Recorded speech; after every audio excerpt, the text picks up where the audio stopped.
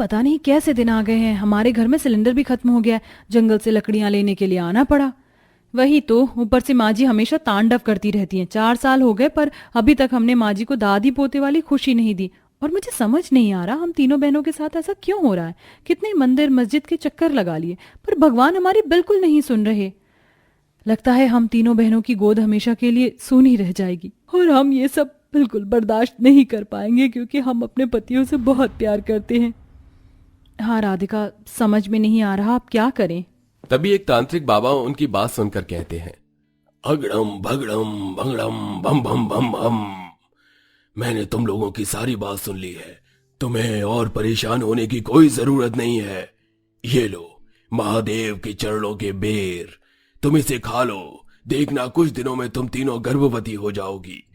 मैं भले ही तांत्रिक हूँ लेकिन महादेव का भक्त भी हूँ। गलत चीज मुझे भी बर्दाश्त नहीं है। सच में तांत्रिक बाबा, हम इसे खाकर गर्भवती हो जाएंगे ना? हाँ, और ये कोई ऐसे बच्चे नहीं होंगे, जादुई बच्चे होंगे जो इच्छा पूर्ति भी करेंगे।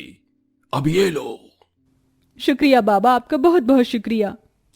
तीनों बहनें तांत्रिक बाबा से वो बेर लेकर तुरंत खा लेती हैं और उन्हें नमन करके अपने घर चली जाती हैं। घर जाने के बाद सरला फिर उन तीनों को सुनाती है, क्यों री तीनों महारानी, इतनी देर से रात में कहां से आ रही हो? लकड़ी लेने गई थी या पाताल से खोदने गई थी? चूल्हे चौके के बारे में कुछ याद है कि नहीं? खाना खाने के लिए सब लोग यहाँ बैठे हुए हैं। माफ कीजिएगा माँ जी, हम अभी खाना बना कर लाते हैं। समीक्षा, राधिका जल्दी आओ, सब्जी काटो, मैं चूल्हा जलाती हूँ। एक तो तुम तीनों की तीनों बांझ हो, ऊपर से खाना भी वक्त पर नहीं बनाया जा रहा। मेरा तो मन कर रहा है नई नई बहुएं ले आऊं और तुम तीनों को एक कुएं में धकेल दूं। माँ जी हमें माफ कर दीजिए, पर ऐसा मत कहिए। आप देखना हम बहुत जल्दी गर्भवती होंगे, हमें भगवान पर पूरा भरोसा है। मुंह मत खोलो अपना, ये बात मैं न जाने कब से सुन रही हूँ। अरे माँ, इन तीनों की बातों से तो अब मैं भी थक चुका हूँ। हाँ माँ। फिर तीनों खाना बनाकर फटाफट घर के लोगों को दे देती हैं। 2 दिन तक तीनों बहुएं ऐसे ही जंगल में लकड़ी लेने जाती हैं और जब तीसरी शाम को वापस आती हैं तो देखती हैं कि तीनों पति ने अपने मन की 3 लड़कियों से शादी कर ली है। अरे वाह, अब मैं बहुत खुश हूँ कि मेरे घर में 3 बहू आ गई हैं। अब तुम तीनों मुझे जल्दी से दादी बनाना और उन 3 बहुओं को आने दो, अभी घर से निकालती हूँ। माँ जी ये आपने क्या किया? हम तीनों बहनों की जिंदगी बर्बाद कर दी। क्यों? हम आपको खुशियां देने ही वाले थे ना, फिर आप हमारे लिए सौतन क्यों लेकर आए? क्या खुशी दोगी? इतना टाइम तो हो गया और कितने ताने सुनेंगे माँ और मैं, इसलिए हमें ये कदम उठाना ही था। वही तो, हम तुम तीनों बहनों से ज्यादा सुंदर हैं और माँ जी और हमारे पति खुश भी रहेंगे। जो वो चाहते हैं उन्हें मिलेगा भी। अब तुम तीनों यहाँ से चली जाओ। आप सभी हमारे साथ बिल्कुल ठीक नहीं कर रहे। आप लोग खुश नहीं रहेंगे। जा रहे हैं हम यहाँ से। ये सुनने के बाद तीनों के पति उन तीनों को घर से बाहर निकाल देते हैं। तीनों पत्नियां रोते हुए जंगल की तरफ जाती हैं और बेहोश हो जाती हैं। बेहोशी में वही तांत्रिक उन्हें पानी पिलाकर होश में लाता है। उठो पुत्री, तुम यहाँ कैसे पहुंची? क्या तुमने अपने बच्चों के बारे में परिवार वालों को बताया? अब तुम गर्भवती हो इसलिए बेहोश हो गई थी। पंडित जी, ये खुशी हम जब तक बता पाते, हमारे पतियों ने दूसरी स्त्रियों से शादी कर ली, हमारा अधिकार हमसे छीन लिया गया और उन्होंने हमें घर से निकाल दिया सिर्फ संतान की खातिर। हमें धोखा दिया, हमसे छल किया। अब हम कहाँ जाएंगे? हमें अपना बदला चाहिए। हमारे पति ने हमारे साथ और उन सौतनों ने हमारे साथ अच्छा नहीं किया। अब हमारे बच्चों का क्या होगा? जैसा कि मैंने तुम्हें बताया कि मैं गलत बर्दाश्त नहीं कर सकता और तांत्रिक भी हूं, तो तुम तीनों चुड़ैल बनकर अपना बदला अपने पतियों से, सास से और उन सौतन से ले सकती हो। तुम तीनों को अपनी बलि देनी होगी। तांत्रिक बाबा, हम तीनों अपनी बलि देंगे और उनसे बदला लेंगे। हमारा संसार ही नहीं रहा तो जीवित रहकर भी क्या करना? ठीक है। कुछ ही देर में रात के 3 बजे तांत्रिक उन तीनों को एक घेरे में बिठाकर कपाल हड्डियों के पास अपनी तंत्र मंत्र की साधना करने लगता है, जिसके बाद तीनों गर्भवती अपनी गर्दन को काटकर अपने खून की आहुति देती हैं और उसी क्षण एक भभकती आग में चुड़ैल बन जाती हैं और उनका बच्चा अभी भी उनके गर्भ में जीवित होता है। शुक्रिया तांत्रिक बाबा, आपने हम तीनों को चुड़ैल बना दिया। अब हमें अपना बदला लेने से कोई नहीं रोक सकता। लेकिन तांत्रिक बाबा, हमें ऐसा क्यों महसूस हो रहा है कि हमारे बच्चे हमारे गर्भ में जीवित हैं? वो इसीलिए क्योंकि महादेव का आशीर्वाद तुम्हारे बच्चों पर अभी भी है, इसलिए वो जादुई है और मरे नहीं। अब तुम अपना बदला ले सकती हो और अपने बच्चों को भी जन्म दे सकती हो। शुक्रिया तांत्रिक बाबा। इसके बाद तीनों चुड़ैल अपने घर की तरफ जाती हैं, जहां तीनों पति अपने पत्नियों के साथ कमरे में क्वालिटी टाइम स्पेंड कर रहे होते हैं। कोई किसी को फूल देता है तो कोई तोहफा। तभी तीनों चुड़ैल तीनों कमरों में ऐसा बवंडर लाती हैं कि लाइट जलने बुझने लगती है और डर के मारे तीनों पति पत्नी एक दूसरे से अलग हो जाते हैं। अशोक जी क्या हो रहा है? मुझे बहुत डर लग रहा है। ये चीज हवा में कैसे उड़ रही है? मुझे नहीं पता ये सब क्या हो रहा है। चलो यहाँ से बाहर निकलते हैं। कहीं नहीं जाओगे तुम, कहीं नहीं जाओगे, मैं तुम सबको मार दूंगी। मीनाक्षी तुम चुड़ैल कैसे बन गई? तुम्हारी वजह से ये सब हुआ है कि हमें अपनी जान देनी पड़ी। अब हम तीनों बहनें चुड़ैल बनकर सबको परेशान करेंगी। वहीं दूसरी तरफ दोनों चुड़ैल बहन भी अपनी सौतन और पतियों को परेशान कर रही होती हैं। डर के मारे सब के सब बेहोश हो जाते हैं। आज तो इन लोगों को सिर्फ डराया है, लेकिन ऐसा हमें रोज रोज करना होगा। एक बार में जान ले लेंगे तो इन्हें हमारे दर्द का एहसास कैसे होगा? बिल्कुल ठीक कहा राधिका तुमने, इन लोगों को तड़पा कर ही छोड़ेंगे।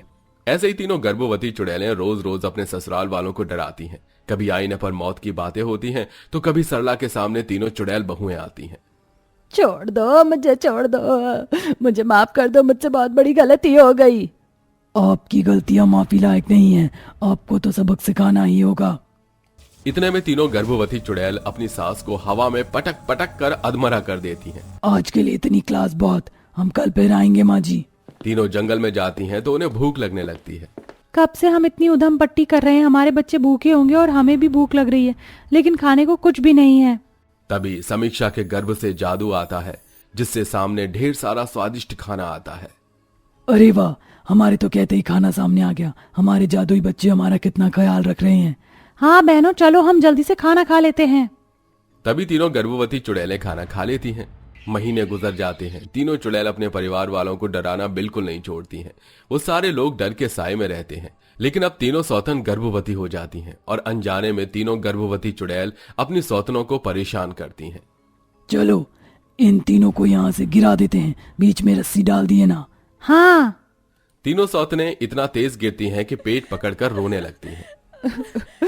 माँ जी, हमें पेट में बहुत दर्द हो रहा है, जल्दी आइए। अशोक जी। ये इतना पेट पकड़ कर क्यों चिल्ला रही है? पता नहीं। तभी सरला उन तीनों को संभालती है और डॉक्टर को बुलाती है, जहां डॉक्टर चेकअप करने पर तीनों को बताते हैं। आप लोगों ने ध्यान नहीं दिया। अरे माँ जी, आपकी तीनों बहुएं 3 महीने की प्रेग्नेंट थीं, लेकिन परेशानी के चलते या गिरने की वजह से उनका बच्चा पेट में ही खत्म हो गया। क्या? हे भगवान, ये तीनों गर्भवती थी और हमें पता भी नहीं चला। बहुओं, तुम्हें बताना चाहिए था। माँ जी, हम तीनों ने इसीलिए नहीं बताया क्योंकि वो तीनों चुड़ैल सुन लेती तो हमारे बच्चों को मार डालती, लेकिन वही हुआ, उन्होंने ऐसा कर दिया। लगता है इस घर में बच्चों की किलकारी भगवान ने हमारी किस्मत में लिखी ही नहीं है। न पहली पत्नियों से सुख मिला और न इस बार। शायद हमारी कर्मों की सजा हमें मिल रही है। हवा में उड़ती हुई तीनों गर्भवती चुड़ैलें इस बात को हजम नहीं कर पाती और उन्हें अपनी गलती पर पछतावा होता है। हे भगवान, ये हमसे जाने अनजाने में क्या हो गया? हमने ऐसा कभी नहीं चाहा था। कब से हमारे घर वाले हमारे बच्चों के लिए तरस रहे हैं और हमारे गर्भ में अभी भी हमारा बच्चा जीवित है। ये भगवान का इशारा है कि हमारा बच्चा उनके गर्भ में जाए और अपने घर में वापस आए, वरना इनकी आत्मा भी भटकती रहेगी। हाँ राधिका, तुमने बिल्कुल ठीक बोला। हमें अपना बच्चा इन्हें दे देना चाहिए। भगवान हमारी मदद करो, ये बच्चा इन्हें सौंप दो। हम यहाँ से चले जाएंगे और इन्हें दुख नहीं दे सकते। सबके सामने आसमान से दिव्य रोशनी आती है, जो गर्भवती तीनों चुड़ैल के पेट से होकर तीनों सौतनों के पेट पर जाती है और ये सब उनके पति सास देखकर हैरान हो जाते हैं। ये सब क्या हो रहा है? तभी तीनों चुड़ैल सामने आती हैं। तुम तीनों? हम तीनों ने आप सबको जितना परेशान किया है उसके लिए हम सब माफी मांगते हैं। हमारा बच्चा हमारे गर्भ में अभी तक जीवित था, जो हमने अभी आपके सामने उन तीनों के गर्भ में डाल दिया है।